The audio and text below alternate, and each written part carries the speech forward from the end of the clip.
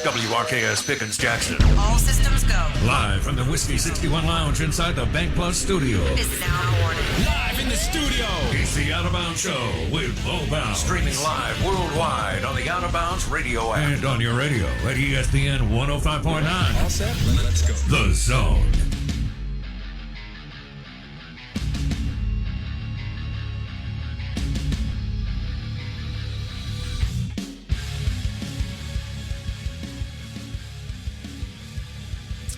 And we're rolling. Good morning.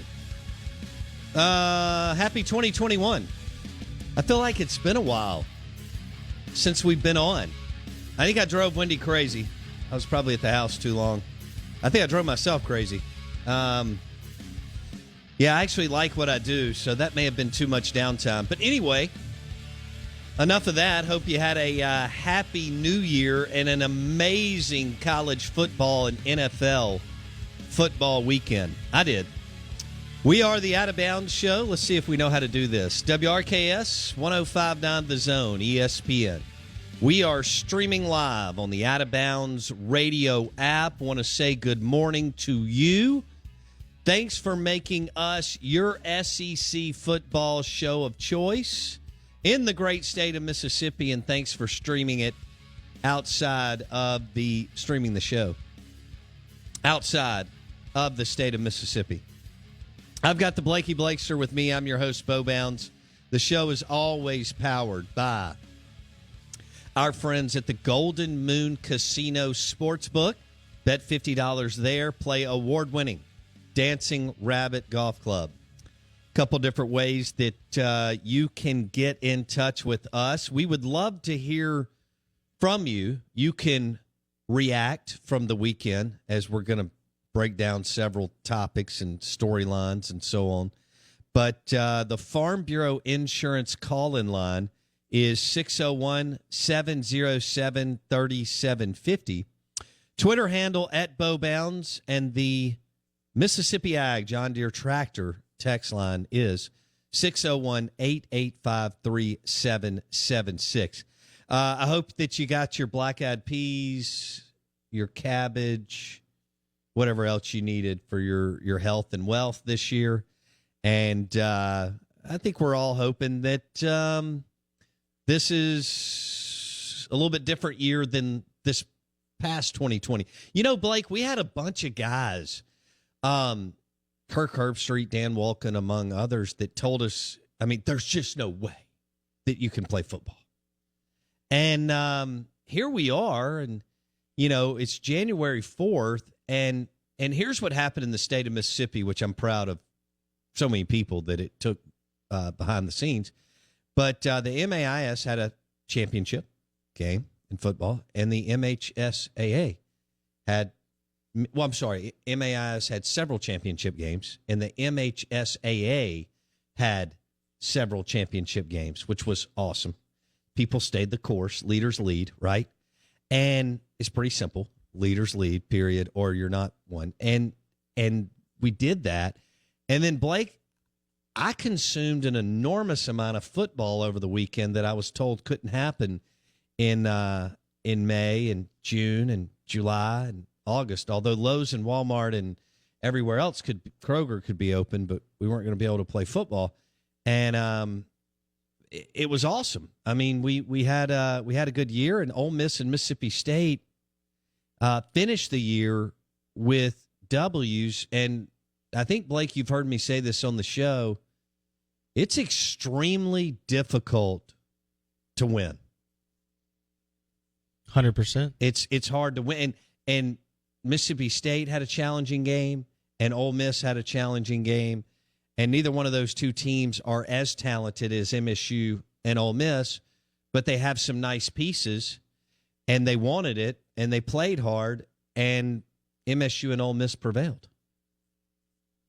which was what you want to do, right? I mean, you're going to play in a bowl.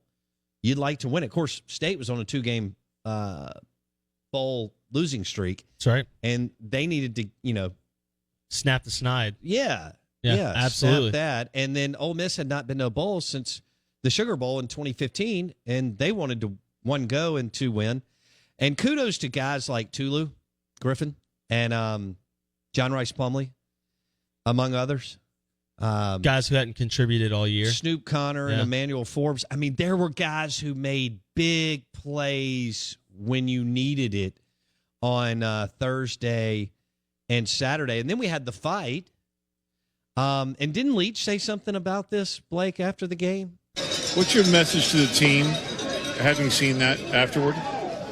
Don't do it anymore. Exactly. I'm pretty sure I fought my brother a million times growing up. Don't do it anymore. I love sanctimonious Twitter. There's nothing like moral high horse. And look, we can do it better than anybody in the Sun Belt on Sundays, but there is nothing like moral high horse Twitter. Don't do it anymore. I mean, is it awesome when Kirk Herbstreit, Dari Noka, and Brandon Marcello throw fits? Yeah. Mike Leach didn't do enough after the game. Well, Mike Leach didn't see it. He went. People were like, "Well, I don't understand why Mike Leach was where he was in the stadium." Well, I do, because we do our homework. The bowl game, the people who actually put it on, Armed Forces Bowl. So their executives, along with ESPN, told the two coaches in a conference call the day before the game, if you win, we need you to go over here in the stadium. Happens every bowl game. Tournaments, championships, so on. But anyway, huge, big wins. Ole Miss had done a little more. It's funny that it's not like 2-3 more wins, but they had done a little more winning and looked more put together throughout a big chunk of the season. And they cap it off with a win. But Mississippi State goes out with 2 wins, which is huge considering, what they went through as far as scholarship players and all the freshmen. Again, 4 TDs were scored on Thursday, all by freshmen, right? Marks, true freshman. Now, there's a difference between a true freshman and a redshirt freshman. So, Marks, true freshman, right? Y'all saw him with the 28-yard run. All right. Tulu caught a touchdown pass. He's a true freshman, not a redshirt freshman. Had 150-plus total all-purpose yards. Is that good? It's pretty good. Okay. And Emmanuel Forbes scored on a 90-yard pick six. That's an impressive return, too. It was. He had to cut all the way back around the defense. And impressive that the officials got the flag call right, because it looked like they were about to botch that one. Well, the officials are a lot to blame with what happened after the game. And now there's blame at Tulsa, at Mississippi State, and the officials. Yeah. But the officials were god-awful on Thursday. Correct. Now, I didn't go through everybody. Marks, Tulu, Emmanuel Forbes. Who am I missing? Who was the fourth true freshman to score? Having a blank. Will Rogers. Obviously, yeah. Okay, so 4 true freshmen, not redshirt, true freshmen scored the 4 touchdowns for MSU. Tulu, Marks, Emmanuel Forbes, and some guy named Will Rogers. And your 3 players of the game are the 3 guys that you kind of mentioned right there, because Forbes' interception was in the red zone, changed the momentum of the game. Obviously, Tulu's 3 big returns, and really he probably had another 120 yards taken off because of either a penalty or he had that just barely stepped out of bounds on that long one that looked like it could have been a touchdown. And then Will Rogers obviously leading the offense. So, I mean, that's the 3 most important pieces right there, all true freshmen. And Tulu was the MVP. No doubt. And it was deserving. No doubt. Now, John Rhys Plumlee comes up with 2 huge plays when Ole Miss needed it. They were down Elijah Moore, Yaboa, and Ely. And Sanders. And Sanders, that's right. It was an impressive offensive performance. Well, Drummond stepped up. And Kiffin's a mastermind when he has time to prepare. No doubt. Dude's really good. But, Snoop looked good. Ferris Jr. looked good. But JRP with 2 big plays when Ole Miss needed it. All right. Fight. Live in the Bank Plus studio. You got it? All right. The Out of Bounds Show is powered by Mississippi Sports Medicine and Orthopedic Center. Any age, any sport, any injury, they've got you covered. Welcome in. Good morning. Big Board next. Don't do it anymore. The Big Board. What's on the Big Board?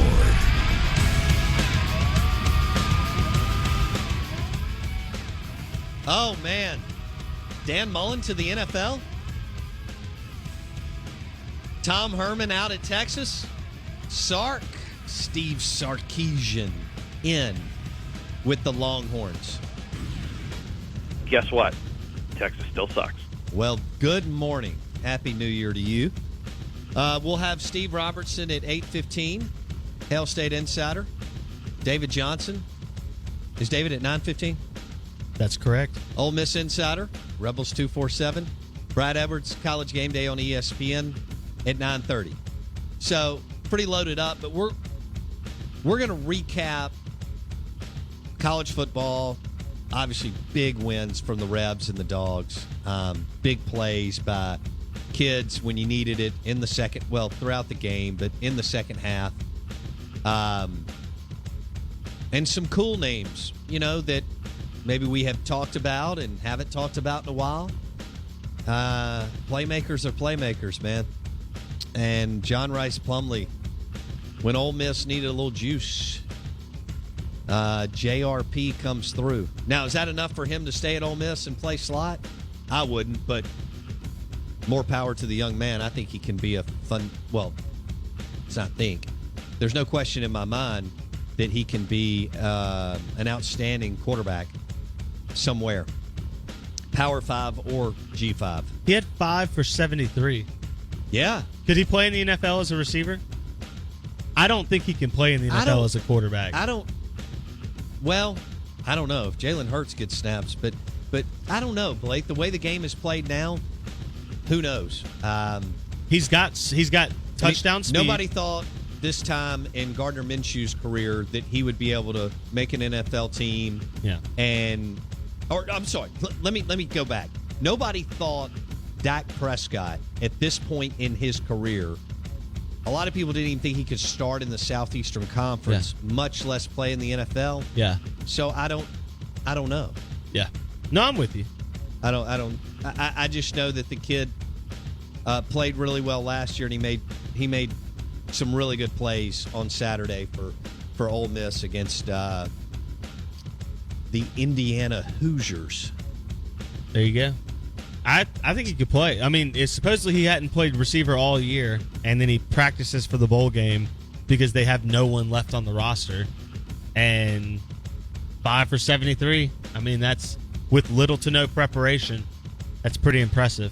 Yeah. I think he could easily, especially in a Kiffin system, he could easily put up really good numbers in that slot role.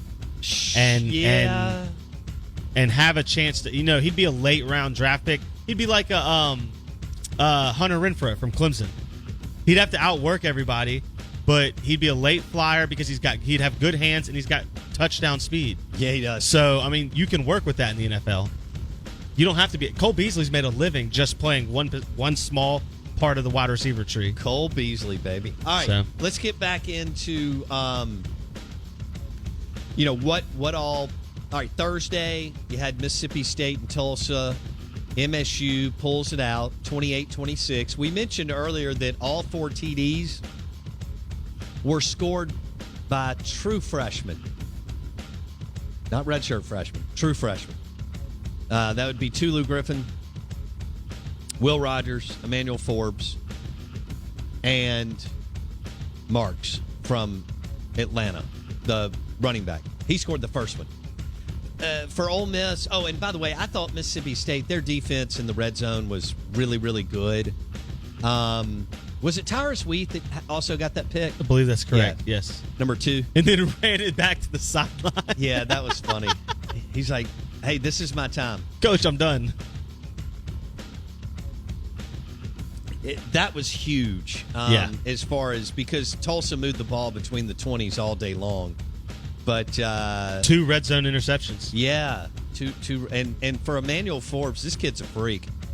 I think he made freshman All-American. Did you tell me that last week? That's on certain teams, yes.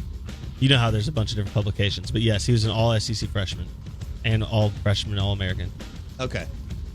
It's impressive. He's played great. 5 picks if you include the bowl game, and another pick 6. That's impressive. 3 now. And then we had the fight, which Tulsa was, how would you describe their play throughout the game? Constantly trying to initiate. It's bully ball. Yeah. It's Detroit Pistons basketball. Yeah. Which is fine. Sure. In theory, but you know, sometimes it escalates. Well, it did. And one thing is Tulsa, when you lose in a game like that, a bowl game, and you're going to do the whole ceremony, you're supposed to get off the field. Tulsa obviously did not get off the field. And you could tell they came in with this, hey, let's kind of try to start stuff throughout the day and throw Mississippi State off their game. And, of course, they were the number 2 most penalized team in the country coming in. Yeah. And 2 altercations already, you know, with citations in their own conference. Mississippi State didn't have one hiccup all year in their 10 Southeastern Conference games. Nope. Pre-game, during the game, or post-game. Tulsa did, as you said. Yeah. So, and I know Kirk Herbstreit's not going to do his homework. Look, Kirk Herbstreit is a college football elitist. He covers 4 teams. He covers Alabama, Ohio State, and it's more than it's. All right. Alabama, Ohio State, Clemson, Oklahoma, and Notre Dame. Yep. That's it. That's about it. Kirk is. He had to learn about Florida this year. Right. Let me think. Kirk is George Stephanopoulos. All right? Goodness. George Stephanopoulos has no idea what's going on in the country, in Mississippi, in Wisconsin, in Kentucky, in Missouri, and doesn't care. All right? He's part of the Washington, D.C. elite and part of the dinner party crowd. Kirk Herbstreit is a college football elitist. He doesn't care about MSU, Ole Miss, Oklahoma State, A&M. Wisconsin's not a good example because he does try to make them into something they're not because they're in the Big Ten. Yeah, he they needs need that them for his Buckeyes. But speaking of, Ohio State played a phenomenal game against Clemson and punched them in the mouth, and we'll get into that in the SEC Insider Hit, along with the fact that Tom Herman's out at Texas and Steve Sarkisian's in. Blake? But Kirk Herbstreit has made statements all year long like, we aren't going to play football. I don't see how it happens. The Big Ten's made the right decision. So him putting his foot in the mouth and calling a brawl the worst thing that's ever happened in the sport of football is apropos, and it's his MO. It's his operation. You know, that's how he does it. Nonsense. Because we're talking about a sport that right now has multiple ongoing rape, sexual assault, and domestic violence cases against multiple premier programs, LSU included. You're talking about a sport that's had things like Baylor happen, like Penn State and Sandusky. I mean, we go down the list. Sure. And then you open it up to college athletics alone. Look at Michigan State in the Big Ten. Look at Ohio State and Zach Smith. So, let's not sit here and pretend like a brawl after a game that happens at multiple schools every year is the end of the world. Well, and Kirk Herbstreit is real good buddies with a guy named Craig James. Y'all remember Craig the Pony James from SMU? And he played a little bit in the NFL. Really good college player. You know, when the SMU Mustangs were slinging the cash, and kind of overnight SMU became a power before the NCAA comes in and obviously gives them the death sentence or the death penalty, which has not been done since. But Craig the Pony James and Kirk Herbstreit are good friends. And y'all, you remember when Mike Leach was kind enough to take Craig James's son on the Texas Tech team as a walk-on, and then Mike sent him to a shaded shed during practice, and then all of a sudden, obviously, he threw a fit, and his dad threw a fit, and we know what happened after that. But Kirk Herbstreit and Craig James are big buddies, and it's personal for Kirk. And so, you know, he showed his, you know what, on game. Was that Friday game day or Friday game day? Yeah. And look, y'all have heard me the last few years. I mean, that show lost its fastball a long time ago. We're live in the Bank Plus studio We may ruffle some feathers this morning. Welcome in. Mississippi Ag text line 601-885-3776. SEC Insider Hit next. Don't do it anymore. Everyone ready? This is the SEC Insider Hit. Presented by your local Farm Bureau Insurance agent. Go local. Go with a home team.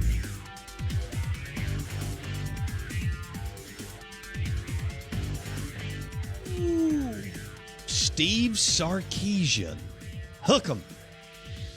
Texas Longhorns dropped $25 million to kick Tom Herman, among others, out the door.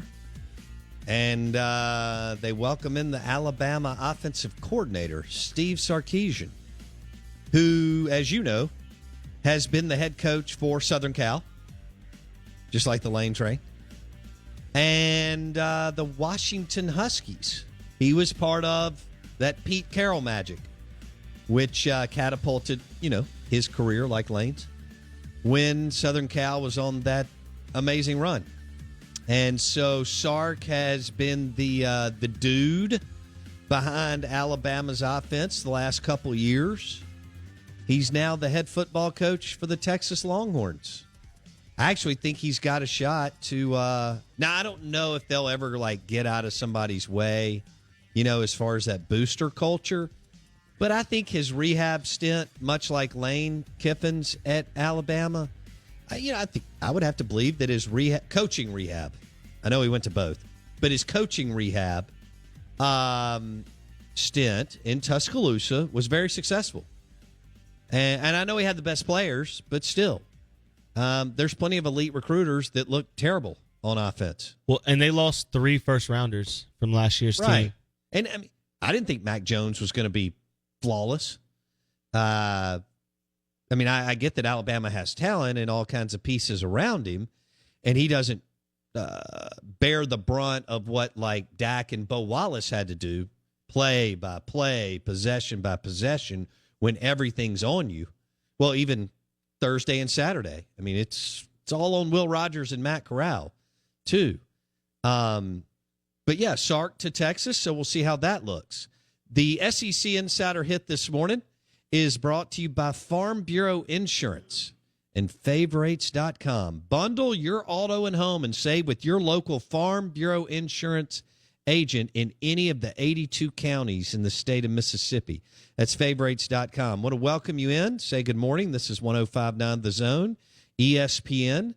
We're streaming live on the Out of Bounds radio app, and this is the Out of Bounds show. I've got Blake Mania with me. I'm your host, Bo Bounds. We can talk about the games, the fight, the NFL playoffs, or maybe Dan Mullen going to the New York Jets. So let's discuss that here for just a second.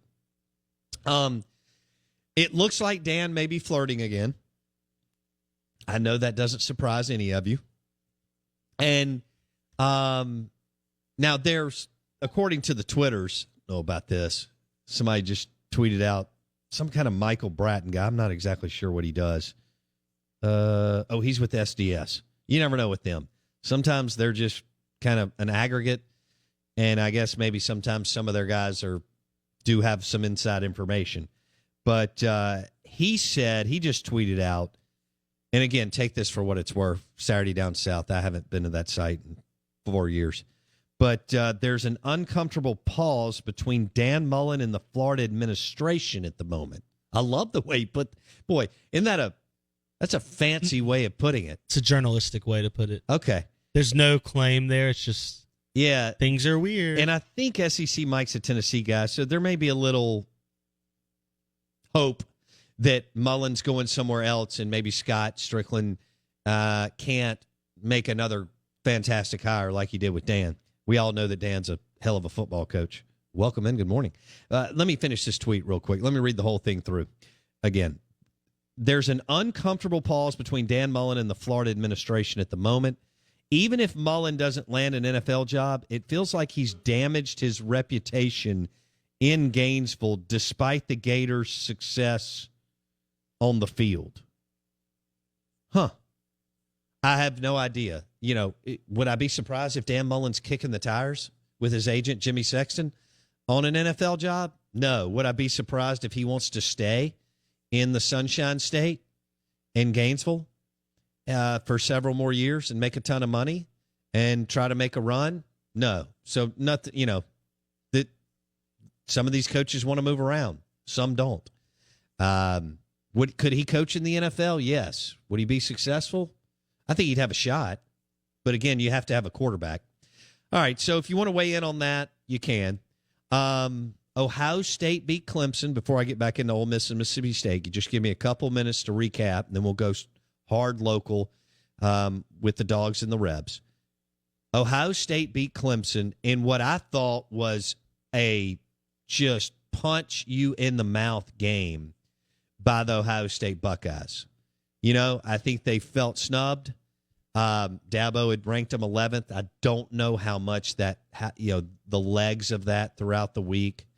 But we all know that Ohio State's still an elite recruiter. They have dudes. Maybe they just were not interested at all this year. That's kind of what it looked like to me. They sleptwalked through what was a terrible Big Ten. The Big Ten this year was god-awful. Michigan wasn't any good. Penn State wasn't any good. So, I mean, when you think about that, the Big Ten was bad. And so maybe they just went through the we're not interested, and then all of a sudden they got locked in, and they brought the fight to the party, and Clemson had no answer, as y'all were able to see in the line of scrimmage. And then they were faster. I mean, Ohio State was not only more physical, but they were quicker and faster, and they just blew them out after the first, maybe 10 minutes of the game? About the last quarter and a half of the first half, maybe quarter change, just smoked Clemson. And then Bama did what I think we all thought they would do. And talking about a boring game, Bama just kind of went through the motions. And Saban did. I think Saban probably grew up a Notre Dame. He's from West Virginia. And Notre Dame, I mean, Saban's 70 years old. So, right, post-World War II, I mean, the Midwest, Northeast media, to say that they fell in love and slobbered all over Notre Dame forever and ever and ever.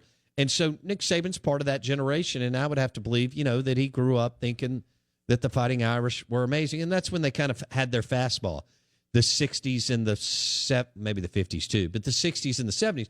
Because you remember, they got the best of Bear Bryant in the 70s. Mm-hmm. And the Bear was amazing. But Notre Dame, it was a 73 game, and then came back with the maybe in 72, 73, but then the 73 game and maybe another one. I remember when I interviewed John Hanna, one of the greatest offensive linemen in the history of the game. He talked about what a crushing loss that was to Notre Dame when he was at the University of Alabama before playing with the New England Patriots.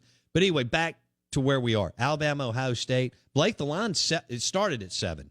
May have moved since then. But I'll take that because I would like a very competitive, close game. Yes. I was at the national championship game last year with LSU and Clemson. And Clemson won the first quarter, but then, LSU took over, and you never really thought that Clemson was a threat in the second half.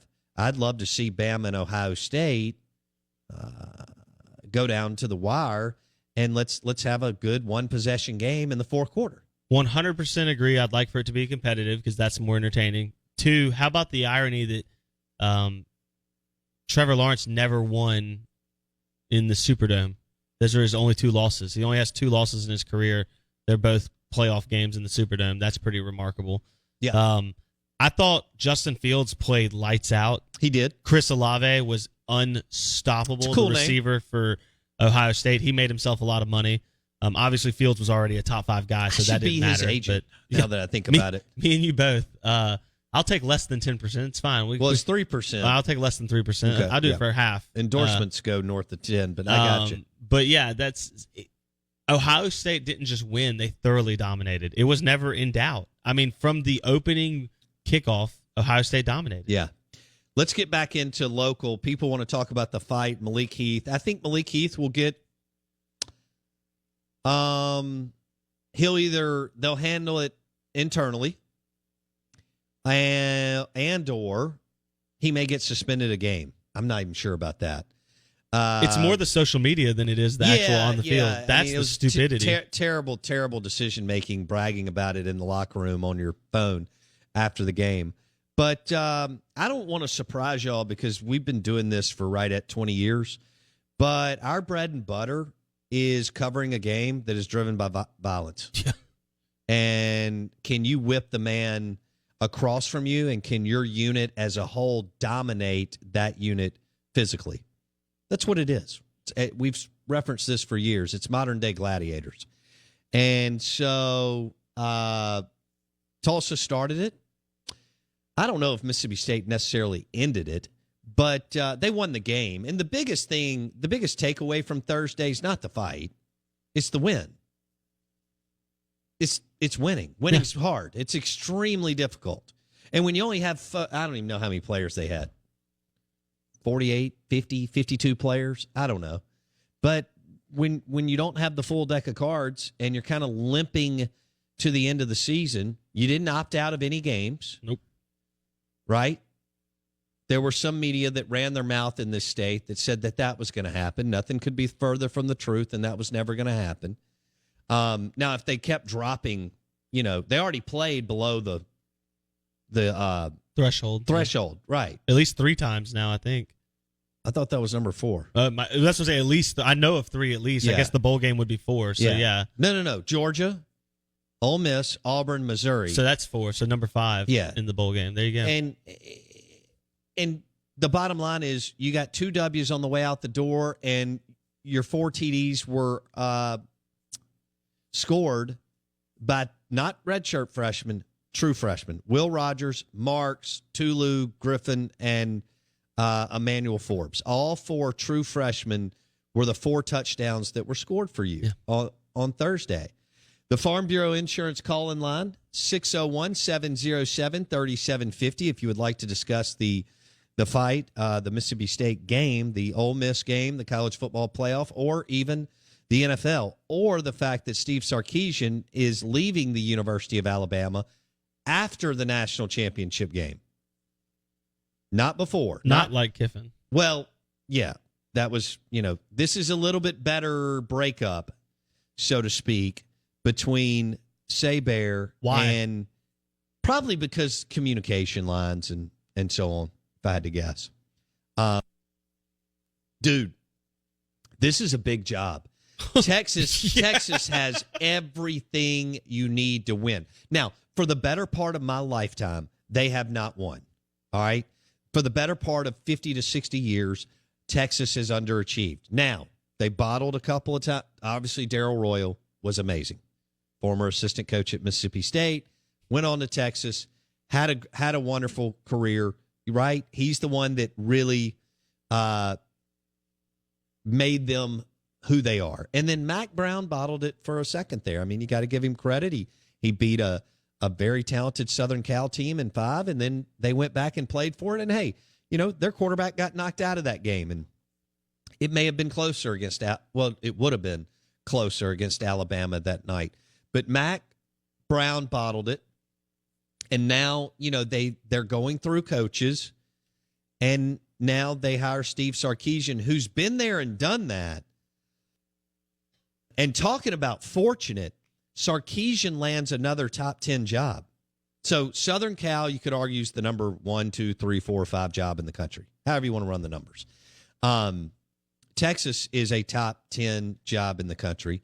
So Sarkisian is, man, he's living right. And by the way, Herman, it's not like they're bad. They just didn't win enough. And he has recruited well. So Sark's walking into a pretty good situation. Anyway, we're not going to dive too far into that, but y'all do watch a little bit of Texas football along with Oklahoma outside of the SEC. Now, game balls on Thursday and Saturday, real quick. Tulu Griffin, John Rhys Plumlee, Snoop Connor, Emmanuel Forbes, the Mississippi State defense, the Ole Miss offensive line. I thought the Ole Miss offensive line, time and time again, when things were on the rocks, right? Back against the wall. Maybe not, although there were times where it looked like Ole Miss was going to pull away. Time and time again, that Ole Miss offensive line did what they needed to do to either blow open a hole for Snoop or Paris Jr., who was nicked up throughout the day, and or gave Matt Corral enough time to hit Drummond, Chad Kelly's little brother, or my man JRP. Swag Jr.? Swag Attack. They're going to go with that starting in March. You'll see Good posters Lord. and stuff. Or graphic. I'm sorry, people don't do posters anymore. Graphics on Twitter. Kiffin's marketing the tight end now. Yeah. And then game balls for Mississippi State. Tulu flipped the field. You haven't had anyone, a flip the field type guy, and he doesn't even know what he's doing yet.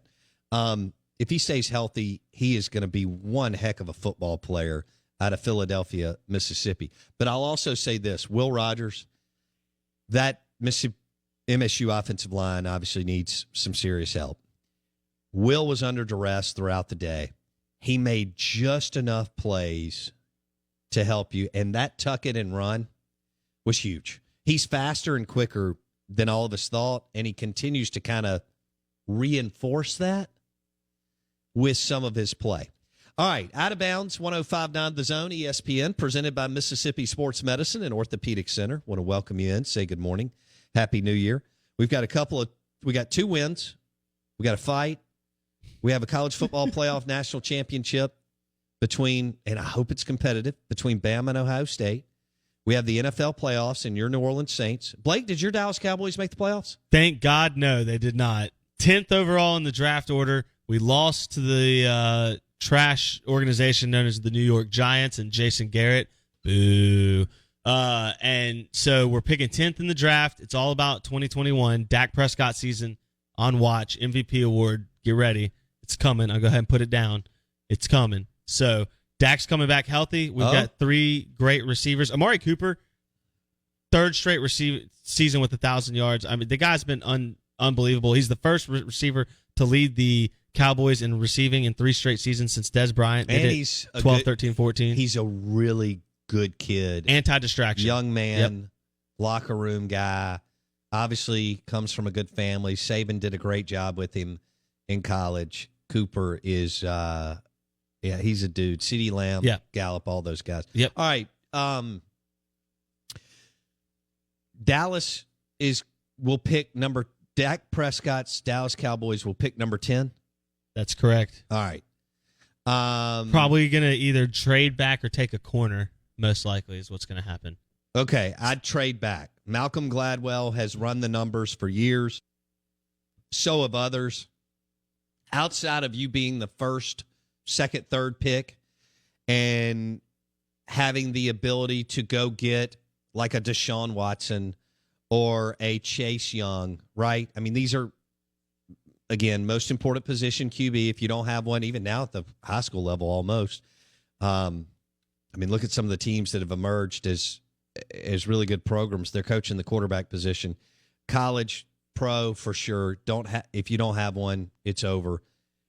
So outside of drafting a Deshaun Watson or a Chase Young type player, edge rusher that can disrupt the pocket, I don't know why I guess you just can't do it, which makes no sense. But I would trade back, Blake, just about every single time. You have to have someone who's willing to give you what you want is always the issue. And as you've mentioned, GMs and owners and coaches too are a lot of times hesitant to get what they feel like is less value for their picks or whatever you want to say. So it'll be interesting to see. I mean, the top of the order is exciting. You have Jacksonville and New York. We feel all but 100% that Jacksonville takes Trevor Lawrence. Do the Jets take Justin Fields? You mean Dan Mullen? That could be the case. And it's interesting, so you mentioned Michael Bratton. He's not the one who started that. I read that yesterday from the Draft Network, which has no affiliation with Florida or college football or any of that. Well, no, we like it. We've had people on from the Draft John Network. Ledyard, Jordan phenomenal. Reed. Yeah, he's phenomenal. Yeah, so we love that company. They do great work, especially with just in-depth drafting. But bottom line is they said that Mullen that name is circulated in the Jets locker room with Mullen, and they were reporting that even prior to Adam Gase officially being fired. Interesting. Dan is from that area, Pennsylvania somewhere, right? Connecticut, I'm pretty sure. Okay. New Hampshire. Yeah. They called him the Mafia. Chip Kelly. What was his name? Gary Crowton, yeah. who went through LSU and had some pro resume. And Dan, different ages and so on. Would Megan... I don't know if I'd want to leave Florida, but whatever. It's cold up there, man. But I guess if they're going to pay you $8, $9, $10 million, maybe Dan wants to give it a ride. This will be fascinating to see if that thing actually has some legs. But according to you, the draftnetwork.com, which is a very reputable site, when it comes to NFL things, they have said that there could be some dancing and flirtation there. They are reporting that there is. I mean, that's the rumor mill. Well, it's either that or Sexton and Dan are trying to. That sounded weird. Jimmy Sexton and Dan Mullen are trying to get maybe another year on the back end of his contract and a bump, especially after Mullen got the show cause. Maybe Mullen's feeling a little, gosh, you can't even stub your toe if you're under a show cause. Nope. So I don't know how that's going to look going forward, but they negotiated that, over in the third room without anybody knowing, which is the way that you can handle NCAA investigations now, kind of out of the courtroom, if you will. Now, a lot of times you have to give more, but it's not drag. You don't get drug through the press. So if y'all missed it over the holidays, Mullen in Florida got basically a slap on the wrist, but he got a show cause for, what do you have, a bump in with the junior, Blake? That's correct. He was recruiting at a high school and met with a junior and the coaches, and you can't do that. And so if a junior comes walking down the hall, or if you're in a high school coach's office and a junior walks in, you have to immediately say, you either need to leave or I have to leave. Yep. And evidently that didn't happen. And nope. Florida negotiate. That's how Strickland, and it's smart. That's what smart leadership does. Strickland negotiated it, outside of the NCAA courtroom. But Mullen got a show cause, and he may be a little nervous or something, because he knows even if you get a secondary violation or two while this is still going on, you could just all of a sudden find yourself in hot water. Now, he's winning tons of games at Florida, and they're just going to win more. And we'll see how that looks. But you don't have to recruit. You don't have to answer to people quite the same way in the NFL the way you do in college. And you can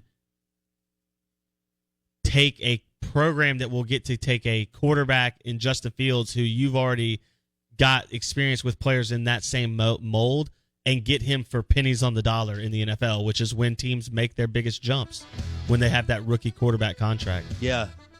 So, I mean, I get why the Jets would be enticing. Absolutely. The NFL is the NFL. It's the creme de la creme. I mean, you watch it like crazy. It was almost sad watching the Red Zone yesterday go off. I watched the last, the last deal that they do for the year. No more Red Zone until next September. And that's rough. But other than that, it was a great weekend of college football. So we can continue to discuss the wins, the fight, the NFL playoffs, or Bama and Ohio State. Welcome in. Good morning. The Out of Bounds Show is brought to you by Went McGee, the mortgage man. He'll shop the best rates for you. MortgageManMS.com. Went McGee. Steve Robertson, 8:15. David Johnson, 9:15. Brad Edwards, College Game Day on ESPN Radio at 9:30. Welcome in. Good morning. Happy New Year.